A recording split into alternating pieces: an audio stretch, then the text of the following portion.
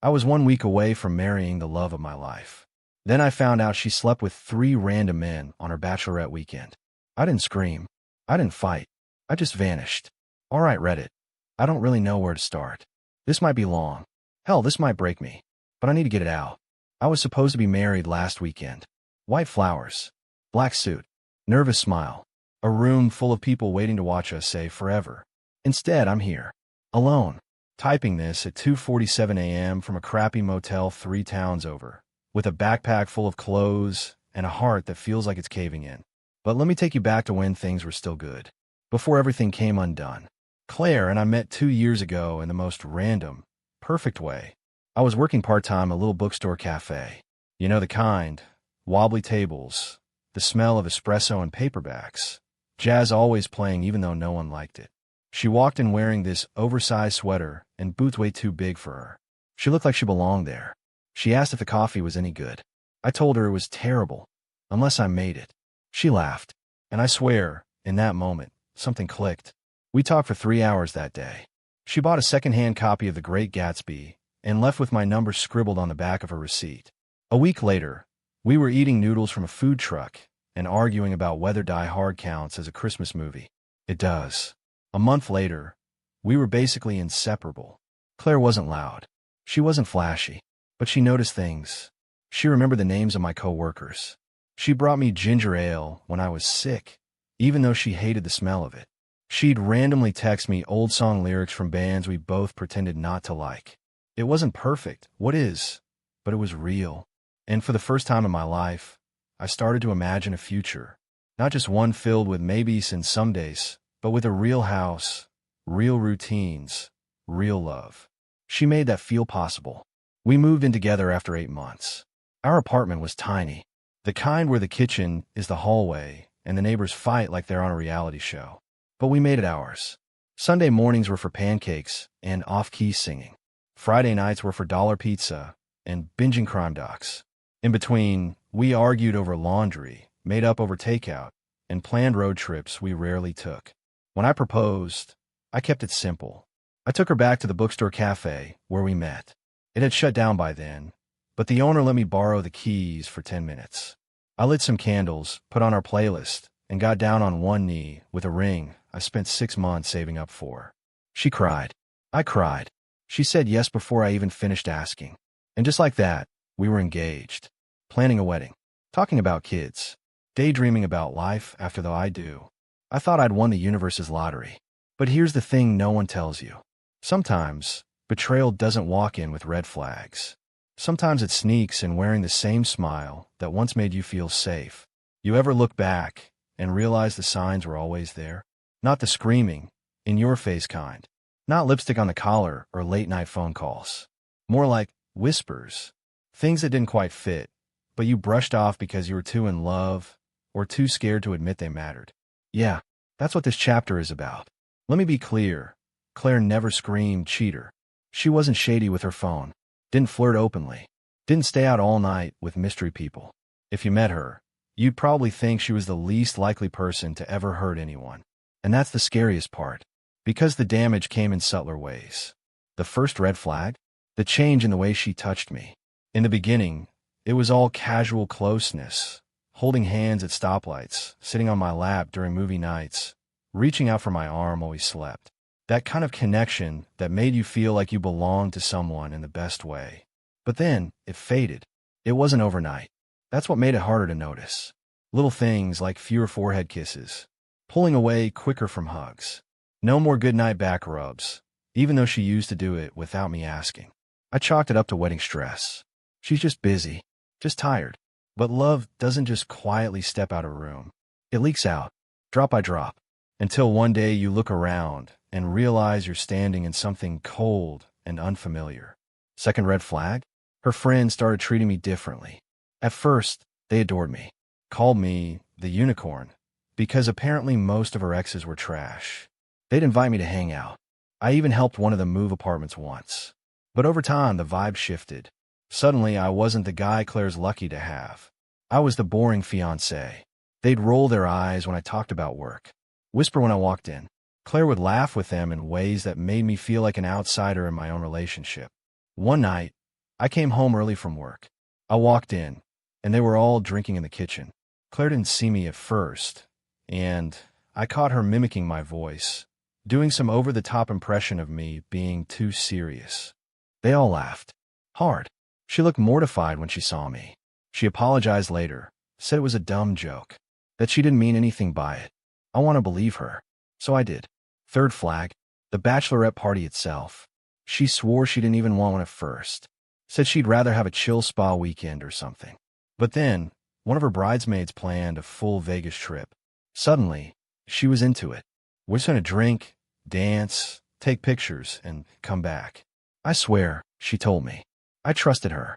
Hell, I even helped her pack. I reminded her to take cash for emergencies and made sure she had her charger. Before she left, I kissed her and said, "Have fun. Be safe." She said, "Of course. You have nothing to worry about." She smiled like she meant it, and I believed her, because I loved her too much to consider the possibility that she was lying straight to my face. Looking back now, I think I felt it. I think my gut knew something was off. But love makes you blind, and commitment makes you deaf. And when you've spent 2 years building something, it's easier to patch over cracks than admit the whole foundation is crumbling. You tell yourself the little things don't matter. You dismiss the unease as insecurity. But the thing is, real love doesn't feel like walking on eggshells.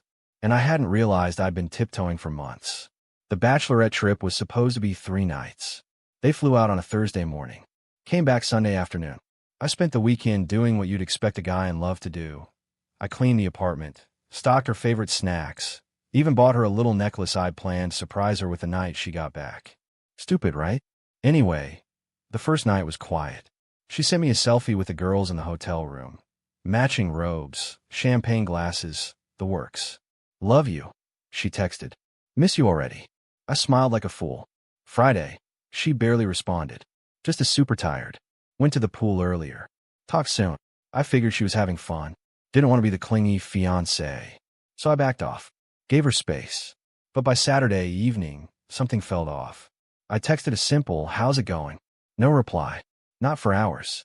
Then late that night, maybe around 1:30 a.m., I got a message. Not from Claire. From her best friend's fiancé. Let's call him Adam. We weren't super close, but we'd hung out a few times. Decent guy. But the second I saw his name pop up, my stomach sank. The message said, "Hey man, I don't know how to say this, but I think you need to know something. Call me when you're alone." I stared at it for a solid 5 minutes. Felt my heart beating in my teeth. I called him immediately.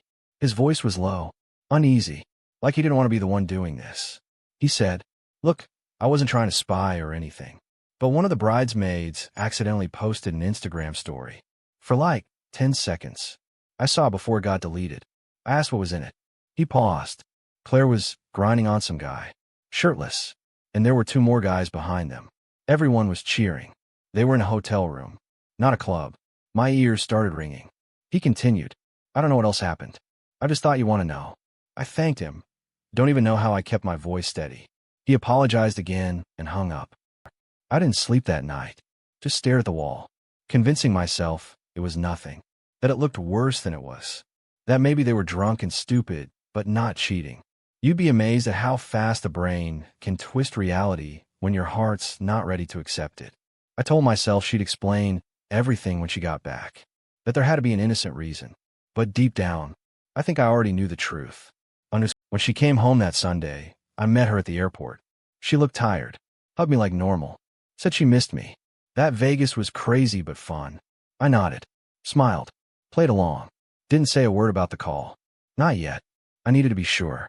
So I waited. The next night, while she was in the shower, I picked up her phone. My hand was shaking. I wasn't proud of it. I've never snooped in my life. But something in me said, if you don't look now, you'll regret it forever. And there it was, in the deleted messages folder. A group chat. Her, 2 bridesmaids, and 1 contact listed only as Vegas guy number 2. One message said, "Still can't believe we did that, LOL. Wildest night ever." Another said, 3 guys, 1 room, and no regrets, smiling face with horns. Claire's reply, "Let's just say I got all the pre-marriage fun out of my system," winking face with tone. My blood went cold. I remember sitting there on the edge of her bed, phone in hand, steam still fogging up the bathroom mirror, listening to the shower run like it was someone else's life playing out in front of me. She stepped out in a towel, humming, and I looked at her like I didn't even know who she was. That night, I didn't say a word, just smiled, kissed her forehead, told her I loved her, because something inside me broke, and when it did, I knew I couldn't scream, couldn't fight, couldn't beg for answers I already had. What I needed was an exit, a clean one. I didn't sleep that night either. I just laid there, next to the woman I was supposed to marry, while she slept like a child, her breathing steady, skin still warm from the shower. I stared at the ceiling and felt hollow, not angry, not even sad, just emptied out. It's weird. I always thought that if someone betrayed me like this, I'd explode. I'd yell, pack their things, demand answers, cry. But that's not how betrayal works. Not when it's this deep. When someone breaks your heart from the inside out, all the emotions come later. First comes clarity. Cold, brutal clarity. I woke up before her, made coffee, like I always did. She walked into the kitchen in my hoodie, kissed me on the cheek like nothing happened. And I smiled, just like I always did. But inside, something had shifted. That morning, I started planning my escape. We were 10 days out from the wedding. Guest list, finalized. Venue, paid in full. Her dress, hung neatly in the closet, covered in a white zip-up bag she called magic. It was all ready, and that's exactly what I wanted. I decided I wouldn't confront her. What would be the point? She made her choice in that Vegas hotel room. She made it again when she lied to my face. And again, when she laughed about it with her friends like it was some harmless bachelorette joke. I didn't need an apology, or an excuse, or crocodile tears. I needed out. And if I was going to leave, I was going to leave in a way she'd never forget. I started small. First, I backed up all my files and personal documents. Laptop, drive, anything tied to my name. Then I slowly started moving things out of the apartment, just little things. An old duffel bag here, a box of books there. She didn't notice. Or maybe she did and didn't care. Each night, I rehearsed my steps like choreography. What I'd take, what I'd leave, what time I'd go. I even made a list in my notes app, titled Freedom Plan, with bullet points like, grab passport, cancel joint bank card, leave the key, take the hoodie she always stole. It felt surreal, but every step brought a weird peace. Like I was building a way back to myself. 4 days before the wedding, she was showing me her vows. All handwritten, curly letters. The word soulmate, underlined twice. She read them to me on the couch, while I stared at her mouth. I didn't hear a thing. I just kept thinking, you kissed me with that same mouth after being with 3 strangers. Still, I nodded and said, those are beautiful. Because the time to blow it up wasn't yet. I booked a room in a small town 2 hours away. Cash only. No digital trail. I told work I needed to take my pre-honeymoon days early, citing wedding stress. They didn't question it. Everyone was just excited for me. Funny how people cheer for you, even when you're about to walk off a cliff. The night before I left, she curled up next to me in bed and whispered, I can't wait to be your wife. I nearly lost it. Not because I loved her, but because I realized I didn't. Not anymore. And maybe hadn't for weeks. I had just been holding on to a version of her I built in my head. The woman who read Gatsby and danced barefoot and kissed my neck just because. She was gone. Or maybe she never existed. At 3:45 a.m. on the morning I vanished, I stood in the doorway of our apartment one last time. The bags were packed. My phone was wiped. I'd left a note on the kitchen counter. Nothing dramatic. Just, you know what you did. I hope the wedding photos are worth it. I slid my ring into the envelope, walked out, closed the door, and didn't look back. People say revenge is sweet, but the truth? Revenge is silence. Revenge is letting them panic, explain, scream into a void while you sip coffee in a motel with your phone on airplane mode. Revenge is letting their story unravel without you there to hear it. I woke up in that motel room to 23 missed calls. By noon, it was 76. Texts? Over 100. And not just from Claire. Her mom. Her sister. The best man. 2 groomsmen. Even one of my co-workers who was supposed to fly in for the wedding. My phone looked like it was bleeding. I sat on the edge of the bed, the blanket still wrapped around my waist, the motel air conditioner rattling in the corner, and just watched the screen light up again and again. Buzz. Buzz. Buzz. I didn't answer a single one. The first message from Claire came at 6:14 a.m. Where are you, babe? Did you go for a walk? Then, are you okay? You didn't say anything before bed. Call me, please. Then it got frantic. Your stuff is gone. Please tell me this is a joke. Please. What is going on? Why are you doing this? Just talk to me. Please. Then came the guilt trip. You're going to ruin everything. People are flying in today. My mom is crying. You're acting like a child. Then, eventually, silence. For about 12 hours. I'll be honest. I almost replied. Just one line. Something like, you should have thought of this when you were in that hotel room with 3 strangers. But I didn't. Because that's what she wanted. A response. Any response. Silence. Silence drives people crazy. Especially people who are used to manipulating the narrative. And Claire? She was good at that. The group chat with my groomsmen lit up too. They were confused. No one knew what happened. Dude, are you okay? Are you having a breakdown? I'm at the hotel. What do I tell people? I didn't reply to them either. Not because I didn't care, but because they didn't know the truth. And honestly, I didn't want to defend myself. I didn't want to send screenshots, or forward texts, or make a PowerPoint presentation on how my fiancée got railed by 3 dudes at her own pre-wedding celebration. Let her explain that. Let her try to piece together the image she shattered. Let her wear the chaos she created. By the second day, the posts started showing up. Claire changed her Facebook profile picture to a black square. Her caption, please respect our privacy during this difficult time. Our privacy. As if I was still part of her equation. There were dozens of comments under it. Sending love, babe. Hope you two are okay. Weddings are stressful. This too shall pass. I almost laughed. No one knew. No one had any idea that this difficult time was caused by her legs being in the air for 3 strangers while her fiancé packed her lunchbox for the trip. Her mom tried calling me 5 times in 1 hour. Then she left a voicemail. I played it once. Her voice was trembling, desperate. Please, honey, if this is a misunderstanding, talk to Claire. Don't throw everything away. We love you like a son.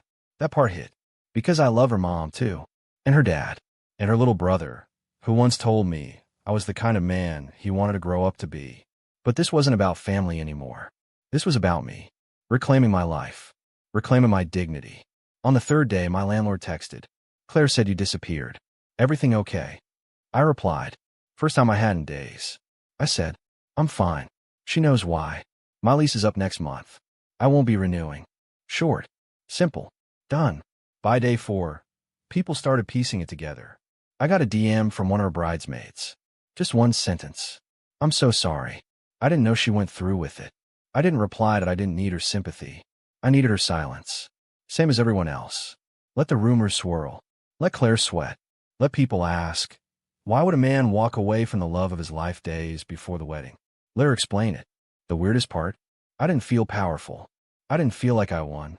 I just felt free. Like I'd stepped out of a burning house I didn't know was on fire until I smelled the smoke on my clothes. And once you smell that, you don't go back inside to argue with the flames. People think revenge has to be dramatic, public, loud, explosive. But the best revenge is letting someone destroy themselves in silence. While you live better, love cleaner, and never once look back. The night before I left, I sat at the kitchen table and stared at a blank sheet of paper. It was 2:17 a.m. Claire was asleep in the other room, probably dreaming about wedding dresses and honeymoon beaches, her phone resting on her pillow like a sleeping snake. I had packed almost everything. Keys, wallet, documents. Even the stupid travel toothbrush she insisted I keep in a case. I had everything I needed to vanish. But for some reason, I couldn't leave without writing something down. I started the letter with, Claire, I'm sorry it came to this. But that felt wrong. Why should I apologize? I wasn't the one who cheated. I wasn't the one who lied. I wasn't the one who turned love into a transaction and then overdraft the emotional bank account. So I crossed that line out. Started again. You probably know why I'm gone. Better. But still too polite. Truth is, I didn't want her to guess. I wanted her to know. So I laid it all out. Everything. From the moment I saw the text on her phone, to the fake stories about shots and dancing, to her sleeping beside me while I stared at the ceiling wondering who the hell I was marrying. I told her about the numbness, the quiet planning, the motel room, the exact moment I realized I no longer loved her, not the way I used to. I didn't call her names. I didn't rage. I just described the moment her betrayal snapped something inside me I could never glue back together. Halfway through, I stopped writing. It hit me, what was the point? No letter could make her understand. No paragraph would change the choices she made. She knew what she did. She knew it when she was doing it. The only reason I was writing this letter was for her. And that's when it clicked. She doesn't deserve a goodbye. So I folded the paper once, twice, then ripped it straight down the middle, tossed it in the trash. I left no letter, no voice message, no trail, just a quiet space where I used to be. It's strange, letting go of someone you build a future with. It's not like dropping a glass and hearing it shatter. It's like watching something fade. One moment, you're two people in love, imagining kids, road trips, growing old together. And the next, you're strangers with shared memories and a canceled venue deposit. I checked out of the motel the next morning without saying a word to anyone. Got into my car, drove past the bakery where we picked our cake, past the florist who asked for my color preferences, past the hotel where my parents were supposed to stay the night before the ceremony. And I just kept driving. No destination, just distance. A few days later, I saw her final post. Sometimes, people walk away with no explanation. Closure is a luxury, not a right. She still didn't get it, and maybe she never would. But that was okay, because I didn't leave to make her understand. I left to protect the version of me that still believed love should be sacred, still believed loyalty mattered, still believed in forever, just not with her. You'd think the hard part was disappearing, the packing, the logistics, the guilt. But that part was easy compared to what came after. Waking up alone, not in the physical sense. I'd slept alone before, traveled alone, lived alone, but waking up without the idea of someone, without the mental image of a future you once clung to like a raft in open water. That's what hit the hardest. The first few days felt like I was walking through fog. I checked into a quiet Airbnb outside the city. Rural, peaceful, no Wi-Fi. I went to bed early, ate instant noodles, drank bad motel coffee, and watched the sun rise through dusty curtains. No one called anymore. Even Claire had stopped. I think by then, the silence was starting to speak louder than any argument ever could. I kept waiting for the breakdown. That moment where I'd punch a wall, or scream into a pillow, or collapse on the floor sobbing. But it didn't come. Not like that. Instead, the grief came in soft waves. In the empty passenger seat next to me. In the random urge to text her a meme. In seeing a wedding ad and realizing that was supposed to be us. I deleted all our photos. Took her number out of my phone. Muted her social media accounts so I wouldn't see her stories. But I didn't block her. I wanted her to see me existing, healing, thriving. Not out of spite, but because I needed to believe I could. I started doing small things. I bought real groceries. Started cooking actual meals. Signed up for a gym down the road. Not to get revenge fit, just to feel alive again. I took long walks. Listened to music I used to love before everything got wrapped up in a couple playlists. I stopped checking my phone every 5 minutes. I breathed. People started reaching out again after the dust settled. My best friend, Matt, sent a text. I don't need to know what happened. Just glad you're okay. Let's get beers soon. I replied, soon, and I meant it. There were days I hated her. Days I missed her. Days I missed us. Even though I knew us was built on a version of her that didn't exist anymore. Healing isn't linear. Some mornings, I felt like I'd made it. Others, I felt like I was drowning in the what-ifs. But each time I didn't text her, didn't look back, didn't ask for closure, that was a victory. A quiet one, but a victory nonetheless. A few months later, I heard from someone mutual that Claire was seeing someone new. No surprise there. I didn't feel jealous, or angry, or bitter. I just felt nothing. And I think that's when I knew I was free. Because real healing isn't about vengeance. It's about being able to hear their name and feel absolutely nothing. Eventually, I moved into a small studio in a new town. Different street, different people, no history, fresh air. I bought new dishes, a new couch, a cheap wooden desk where I started writing again. Not about her, about me, about who I used to be before the lies. It's funny. Everyone talks about the moment you fall in love. No one talks about the moment you fall back in love with yourself. That came slowly, in early mornings without dread, in coffee that didn't taste like anxiety, in choosing things just for me, without compromise, in realizing I didn't need her apology to move forward. Closure isn't something someone gives you. It's something you take. You pack it, fold it, carry it, and one day, You don't carry it anymore. I think about it sometimes. Not often. Not with longing. Just out of curiosity. What I'd say if we ever ran into each other. At a store. At a wedding that isn't ours. On some random street in a city we never finished living in together. I don't imagine her crying. Or begging. I don't even imagine her embarrassed. I imagine her calm. Distant. Like a chapter that knows it's already closed. And me? I wouldn't yell. Wouldn't gloat. Wouldn't tell her everything she ruined. I'd just say this. I'm not angry anymore. Not because she deserves peace. But because I do. Anger is a fire. And I lived in it long enough. Burned enough sleepless nights on it. Roasted my self-worth over its flames. But I walked through. And I'm done letting her live rent-free in my ribcage. You taught me something I didn't want to learn. That not everyone who loves you will protect you. That some people will smile in your face while handing their loyalty to strangers. That betrayal doesn't always come from enemies. Sometimes it comes from the person helping you pick out the cake flavor. It was a painful lesson, but I learned it. And that means I'll never have to learn it the hard way again. I hope you changed. Not because I want you back. Not because I need to believe you've improved. But because I hope no one else has to feel the way I did the morning I read those texts. The numbness. The nausea. The sound of your whole future collapsing in your chest. I hope you found therapy. I hope you faced yourself in the mirror and didn't look away. Because what you did, it wasn't just a mistake. It was a choice. And choices come with consequences. Even if I never screamed them in your face. You don't know the man I became after you. And that's okay. Because he's not yours to know anymore. You don't know how hard it was to trust again. You don't know how long I second-guessed every nice word from someone new. You don't know how many times I flinched at kindness because I mistook it for bait. But I rebuilt. Quietly. Brick by brick. I found laughter again. Real laughter. The kind that doesn't feel like pretending. I fell back in love. Not with a person, but with life. And one day, maybe even with someone else. But this time, someone who doesn't treat love like a vacation from honesty. You broke my heart, but not my soul. There's a difference. My heart took time. It healed slow, like skin after a deep burn. But my soul, that stayed intact. Because even while you were betraying me, I never betrayed myself. I still showed up. Still loved hard. Still believed in us until the end. And that's something you can't take from me. Would I say all this if I saw her? Probably not. I'd probably just nod, offer a small smile, and keep walking. Because some truths don't need to be said aloud. They just need to be lived. There was a time I fantasized about revenge. Not the messy, violent kind. The quiet, calculated kind. Letting her walk into the wedding and realize I wasn't coming. Letting her explain to her family why the groom vanished.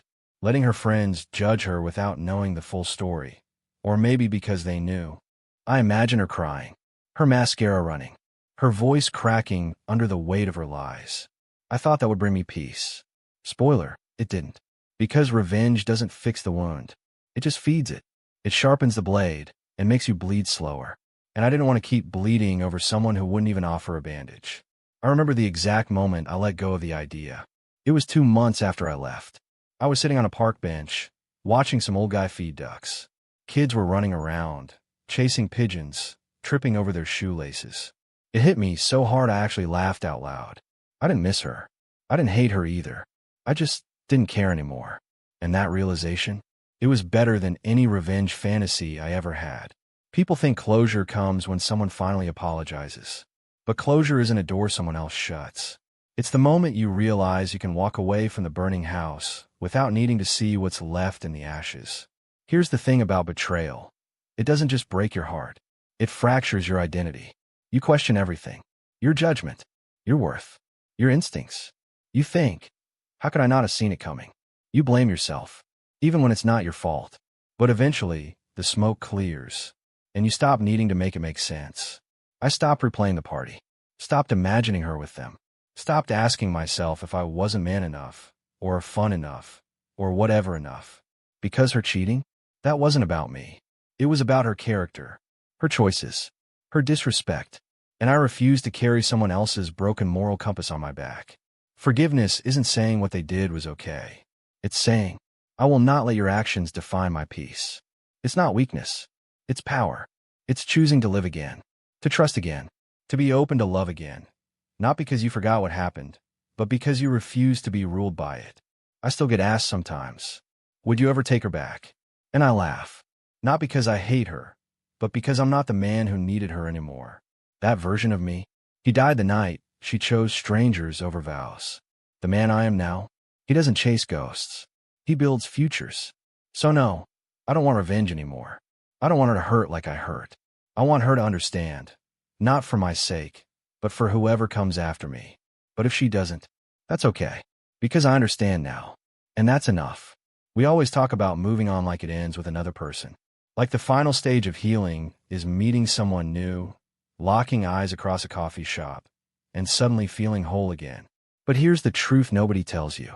Sometimes the greatest love story you'll ever experience is the one where you fall in love with your own damn life. After I left Claire, I didn't date for a while. Not out of fear, not out of bitterness. I just didn't want to fill the silence with someone else's voice. I wanted to hear my own voice again. I wanted to be able to sit in a room alone and not feel haunted by what I lost, but excited about what I might build. So I started small. I bought a journal. Not the cheesy Dear Diary kind, but something I could scribble into at midnight when my thoughts were too loud. I wrote about everything. My grief, my dreams, the rage, the stupid stuff I missed, like her snorting when she laughed or how she always left one sock on the floor. I wrote until my hand cramped, and when I read it back, I didn't cry. I felt proud, because I was telling my story, on my terms. Then came the hikes. Just me, a water bottle, and some trail app one barely understood. Somewhere around mile 3, sweating through my shirt and cursing my bad cardio, I realized I was smiling. Not for anyone, not to post, just smiling. It felt foreign. Then it felt familiar. Like I'd met an old version of myself I hadn't seen in years. One that existed before betrayal, before wedding plans, before the lies. I started doing things Claire never liked.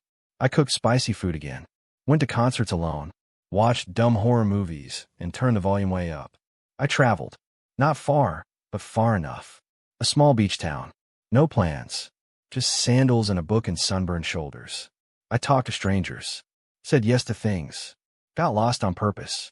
And every time I came home, I brought a new piece of myself with me. Eventually, I got a dog.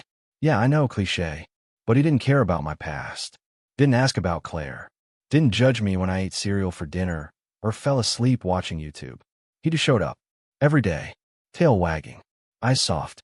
And for the first time in a long time, so did I. I won't lie and say it was all sunshine. There were days I felt hollow. Nights I woke up from dreams where I still married her.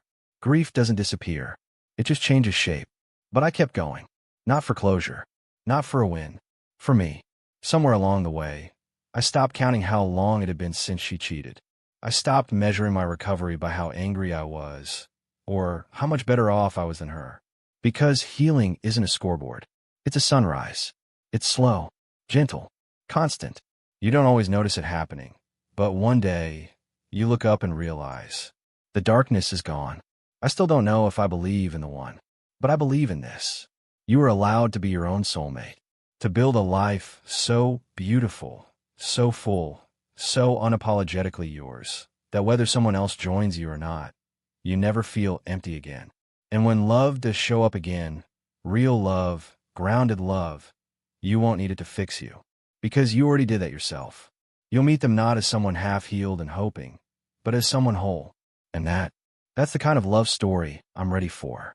It had been 8 months. 8 months since I'd walked away. 8 months since I vanished, canceled the wedding, dropped everything, and disappeared from her life. She never reached out. Not through friends. Not through family. Not even a vague text to check if I was still alive. And honestly, that silence became part of my healing. Because no response is still a response. And to me, it screamed louder than any apology ever could. But one night, while watching TV and half-heartedly checking my phone, her name popped up. Claire. After all that time, after betrayal, shame, confusion, she texted me. Hey, I know I'm the last person you want to hear from, but if you're open to it, I'd really like to talk. My heart didn't drop. It didn't race. It just paused. I stared at the message for a long time, not because I was considering replying, but because I was surprised how little it hurt. There was a time I would have killed for that message. Back when I still needed closure. Back when I thought an apology might glue together what she shattered. But now, I didn't need anything from her. Not an explanation. Not an excuse. Not a single word. Still, curiosity's a funny thing. I didn't respond, but I did tap her name. Turns out she hadn't just texted me. She'd also sent a long email, weeks earlier. It had landed in my spam folder. The subject line? I owe you the truth. It started predictably. I've been carrying guilt since the night of the bachelorette party. I was drunk. I didn't think clearly. It meant nothing. I panicked. I sabotaged the best thing that ever happened to me. She admitted to everything. All three men. The cover-up. The night her friend tried to text me behind her back, and she deleted the message before I saw it. She said the silence was guilt. Said she thought giving me space was what I wanted. Said she couldn't live with herself for what she did. She didn't ask to get back together. She didn't beg. She just wanted to own her part. And maybe a part of me appreciated that. But I didn't feel relieved. I didn't feel vindicated. I just felt tired. Like someone had showed up to a funeral with flowers 8 months late. The grieving was over. And she was trying to resurrect something that was already buried. And peacefully so. I didn't write back. I don't plan to. Because my silence wasn't punishment. It was protection. From reopening wounds. From slipping into old patterns. From revisiting a version of myself I've outgrown. Here's what people don't always understand. When someone betrays you that deeply, the apology isn't always the gift they think it is. Sometimes, it's just a reminder. A trigger. A reopening of a door that was finally nailed shut. I'm not angry with her anymore. But I don't know her access to my healing. She forfeited that the moment she turned our last night as an engaged couple into a one-night stand with 3 strangers. She doesn't get to walk back in now, dripping with regret, hoping to rewrite history. So I archived the email, deleted the text, and I sat back on the couch and pressed play on my show. Because healing isn't just about crying or journaling or hiking into the sunset. Sometimes healing looks like reading the apology you always thought you wanted and realizing you don't need it anymore. If I could go back to that moment I saw her text, back to the night before the wedding, the ring box in my hand, the tux pressed and hanging, back to the silence before the storm, would I change anything? Would I still vanish? Would I confront her? Yell? Demand answers? The honest truth? No, I wouldn't change a damn thing. Because disappearing wasn't about cowardice. It wasn't about revenge. It wasn't even about punishing her. It was about choosing myself. And for the first time in that entire relationship, I finally did. You see, when you love someone, especially the wrong person, you tend to shrink. You overlook red flags. You excuse behaviors.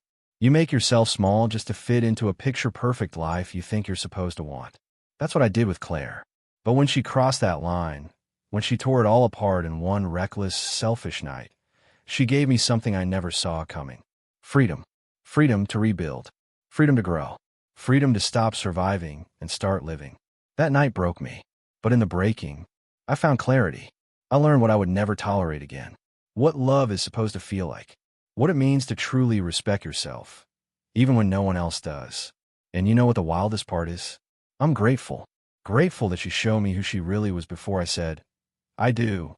Grateful that I got to walk away with my soul still intact. Grateful that I didn't marry someone who could lie to my face and still put on a white dress the next morning. So would I do it all again? Yes. Every heartbreak. Every sleepless night. Every mile walked alone. Because it all led me here. To a place of peace. Of strength. Of truth. I don't hate her anymore. I don't wish her harm. I don't wish we'd stayed together. I just wish she heals. Far away from me. If you followed this story, if you felt this pain, if you're still picking up your own pieces, let this be proof that you will stand again, that you will smile again, that the version of you on the other side of this storm is stronger than you ever imagined. And that maybe, just maybe, the worst thing that ever happened to you was actually the beginning of the best thing that ever could. If this story hit you deep, check out the next video on screen. It's another Reddit, real-life story you won't forget. And if you're healing right now, keep going. Your best chapter may still be unwritten.